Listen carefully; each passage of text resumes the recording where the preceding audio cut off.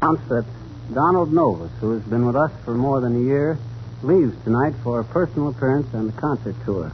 Yes, and we're very happy to have had you with us, Don, and we all wish you every success. Lots of good luck, Don. Thank you, Fibber and Molly. Good night. Good night, all. Jim Jordan. Season sneaking up on us, there's been a great public clamor for Fibber to revive his original play, Hiawatha, which you may remember had a long run at the Bijou Theater one night in November 1936. And here in the living room at 79 Wistful Vista discussing the revival, we find Fibber McGee and Molly.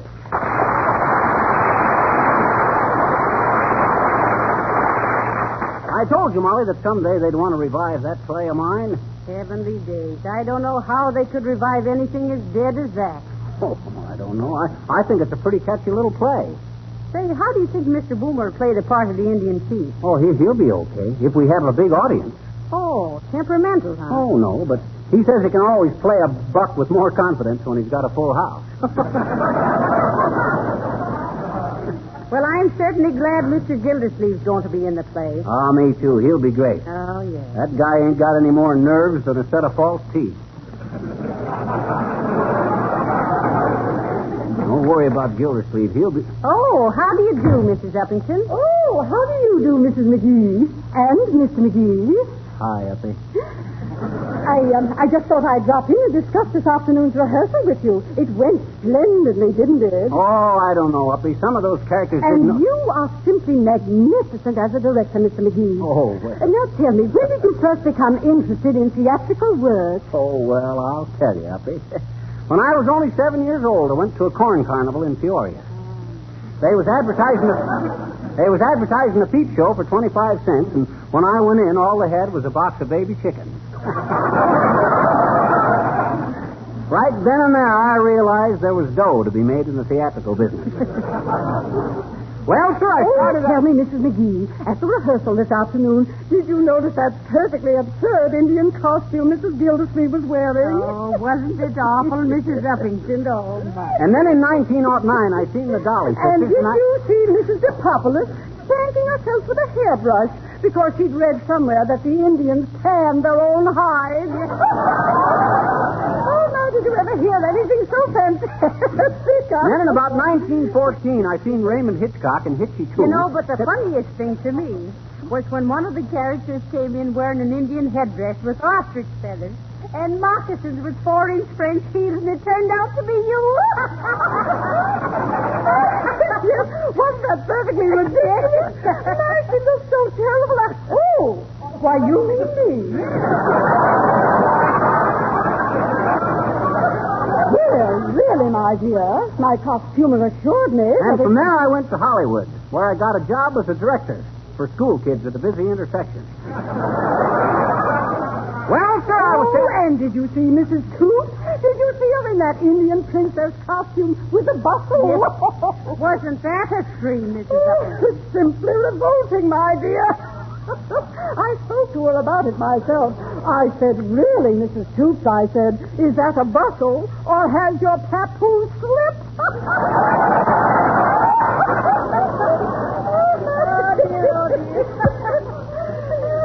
And by that time, I seen where talking pictures had a real future. So what does I do but... Oh, good heavens, I didn't realize it was so late. I must be going. Oh, and thank you for that wonderful talk about the theater, Mr. McGee. Huh? Well, goodbye.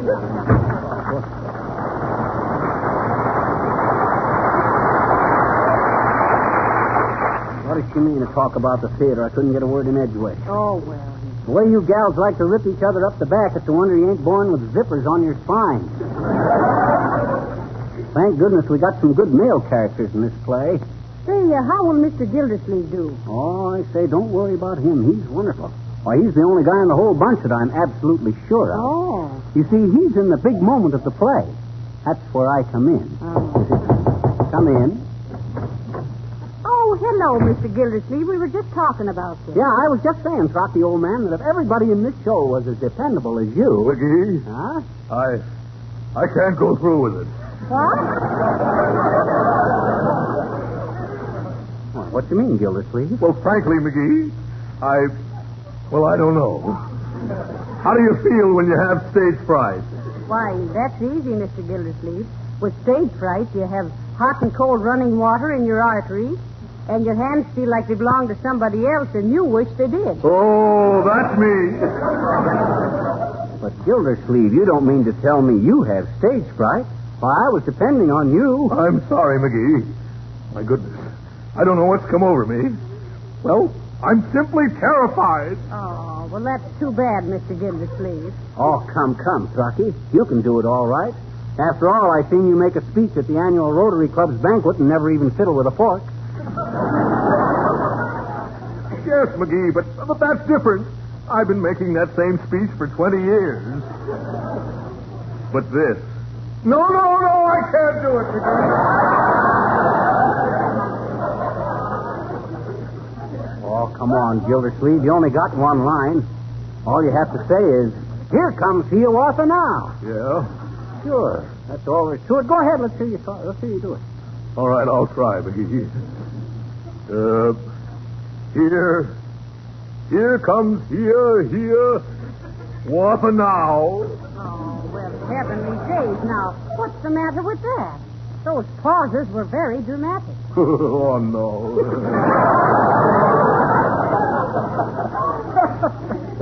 Why, shucks, Gildersleeve. You ain't got a thing to worry about. Being nervous makes just for a good performance. Well, I don't know, McGee. And I know what I'm talking about, too. Why, when I was only a kid 3 years old, I started to be interested in theatricals. Why, when I was 4, I built my first theater out of a box that my father brought home from the office. Box Office McGee, I was known as in my day.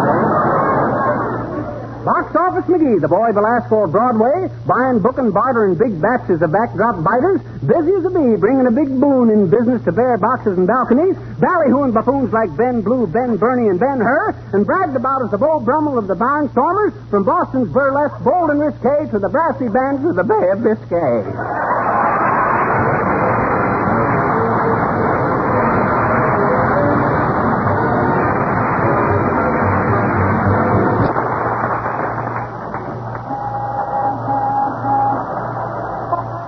Molly, I got to get to the theater in time to check the scenery and costumes. Here, right down this alley here. Heavenly days. Why do all stage doors have to be up a dark, dirty old alley? Oh, don't sneer, Mrs. McGee. That's a valuable tradition. It brings the actors back to reality. What do you mean, reality? Well, for instance, when an actor is playing Henry VIII and takes off his gold sword and diamond-studded helmet and steps out of the theater into an alley full of stray cats and garbage cans, he realizes he ain't a king. He's just a mug with an overdue laundry bill and his name spelled wrong in the reviews. Say, that ain't a bad idea. Hi, mister. Oh, hello there, little girl. What you doing? I says, what you waiting here for? You got a friend in the show? No. Oh, you ain't, huh? Yes. Oh, you have? No. Huh? Oh, never mind. Okay. Say, mister, what time do they feed the actors?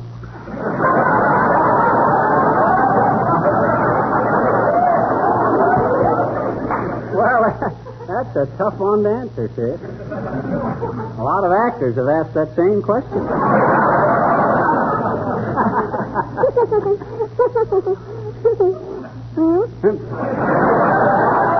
One side, sis. We got to go in the theater. Oh, well, gee, can I please have your auto giraffe? And can I please? And can I? Have my what? Your auto giraffe? Well, oh, you mean my autograph? Why, sure. There you are. Oh, you just signed your name. Oh, what'd you expect? My address, phone number, and blood pressure? Gee, for 2 bits I can send to Hollywood and get a big picture of almost anybody.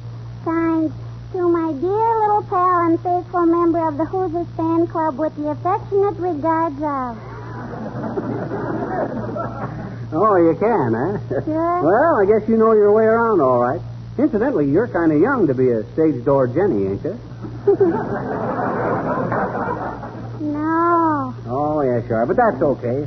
Why, when I was a young fellow, I used to be one myself. Oh, honest? Why, sure. I was always sporting around with some beautiful actress. Oh, gee. Sarah Bernhardt, I bet you.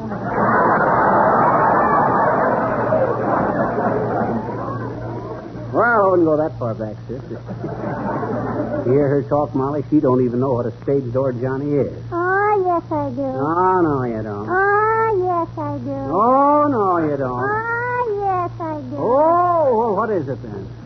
Well, a stage door Johnny is a sap who hangs around with orchids in his hand and dough in his jeans, waiting for a chorus girl with knots in her legs and larceny in her height.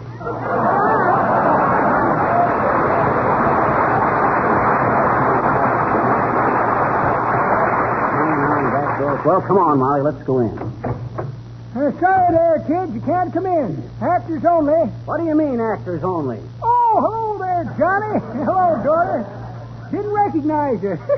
Has Billy Mills and the orchestra arrived yet? See? We was wondering if Billy Mills and his boys are in the pit. Incidentally, you know why they put them fellas down in that pit, old-timer. It's the only way you can make a musician look up to an actor.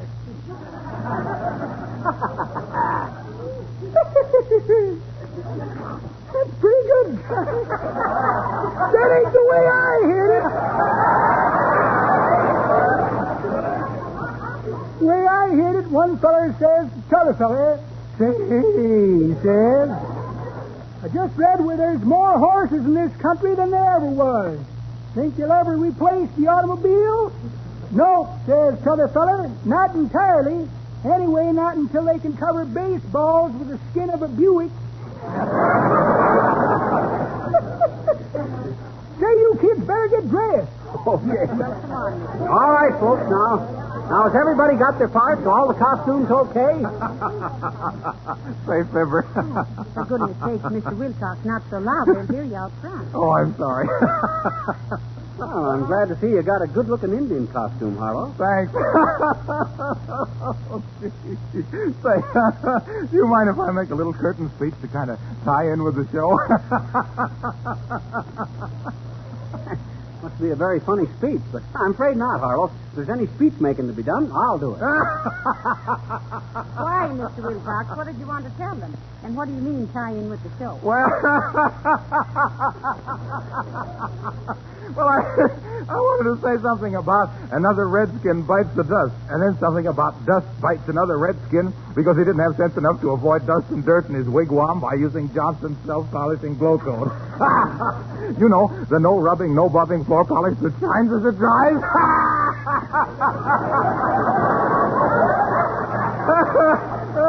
I think it'd be very neat. Hey, what's the matter with you, Wilcox? That was a cute idea, but it wasn't that good. It wasn't? Why? No, I guess it wasn't. No! Well, what on earth is so amusing? What? Oh, you mean what am I laughing at? I can't help it.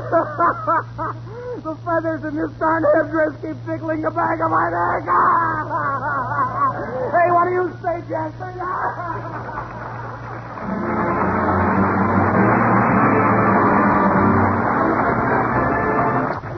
Ladies and gentlemen, that beautiful number by Donald Novis and the Paul Taylor choristers denoted the lapse of 2 hours and 2 acts of Hiawatha.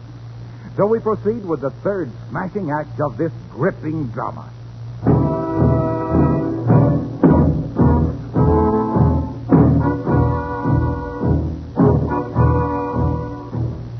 As the curtain rises, Pocahontas is talking with her father, Chief Powhatan. And what does my father, the mighty Chief Powhatan, think of my lover? Well, now, my little beaver dam or dame, I don't believe I caught the name, but if he is a mighty warrior, perhaps he is the right lad for you. He is Hiawatha, Father, and he is strong. He is brave. He is handsome. He is, well, in fact, Popsy, he's Clark Gable with feathers. Why doesn't Pocahontas rave about some handsome local brave? I'd like to see you share your tent with someone who's a local gent. Hush, Father, he comes. Hiawatha comes. Here comes Hiawatha. Now?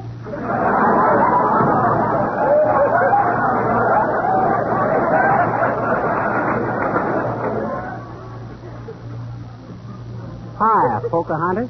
Hi, Hiawatha. Whither comest thou hither from From the shores of Hoochie Coochie, from the shining Big Sea water, I have come for Pocahontas.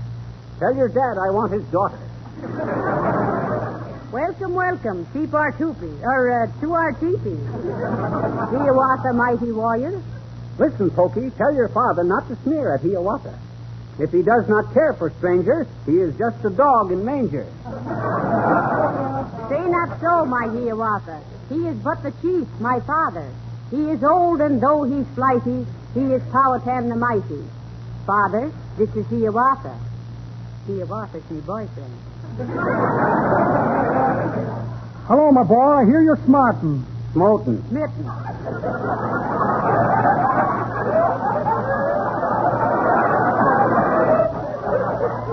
Smart is smarting, Smith is smarting. It's the same. There is no difference.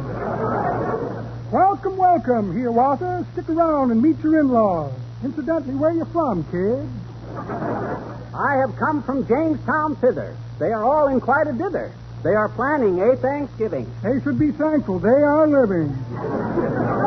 And what of us, my Hiawatha? How does this affect the Redskins? We are all invited hither. They're having turkey, and I love it. It's a break. We must not muff it. I should say so, Hiawatha. I always think that I have got luck when I'm asked to share some potluck. But the sky looks like we'd have wet weather, so I'll go put on my rubber feather.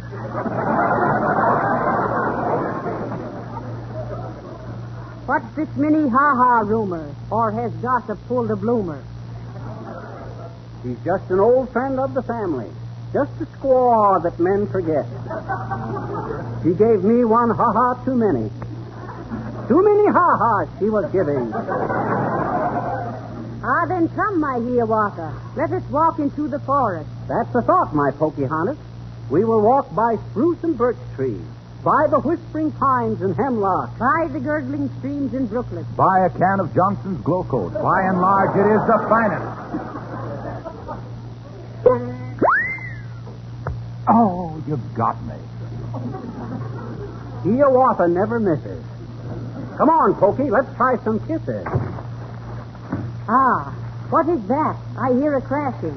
Hark, if you can stop your mashing. It's probably a bear or plover. Or Henry Wadsworth turning over.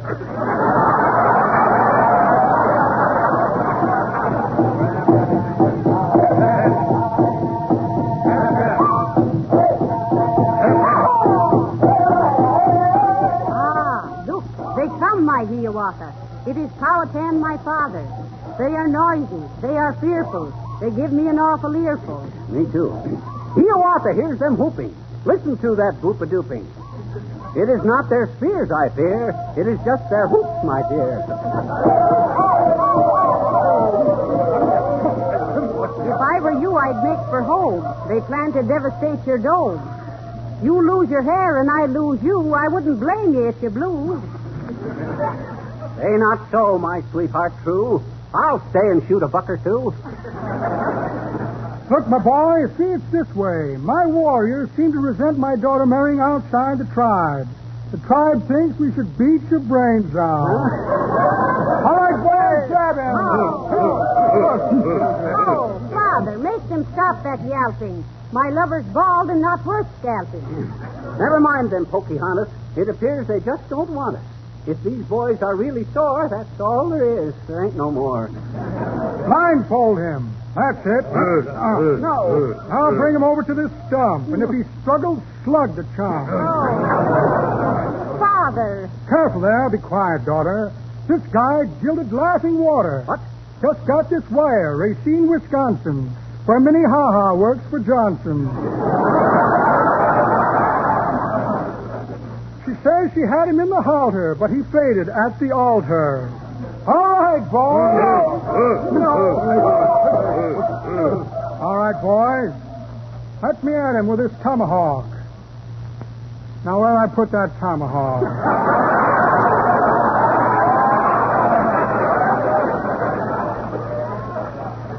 Tomahawk. I have it right here someplace. My. Let's see, here's a postcard from my boot black.